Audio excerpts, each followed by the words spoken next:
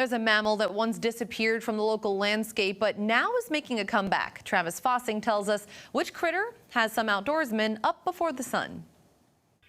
As the sun and steam rise west of Sioux Falls, musician-turned-wildlife photographer John Mogan is in his natural habitat.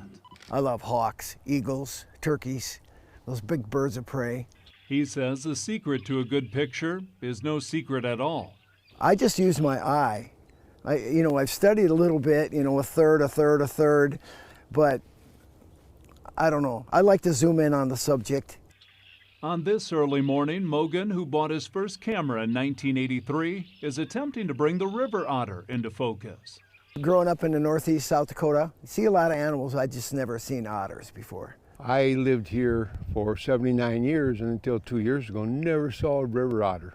Dan Griffith is a conservationist and former biology teacher. He says otters vanished from South Dakota more than 100 years ago, but were reintroduced a few decades ago near Flandreau. People trapping mink all of a sudden would accidentally catch a river otter. And so we realized they were back. They're now making their way south. I'd been seeing signs, and I was pretty sure they were here. And I came out one morning, and there was a family of 5.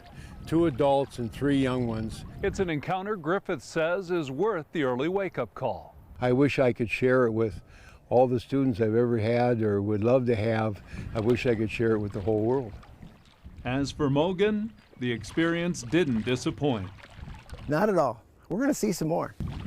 And he won't be sharing his whereabouts. I can't tell you where, but that's the fun part of finding animals that not too many people see.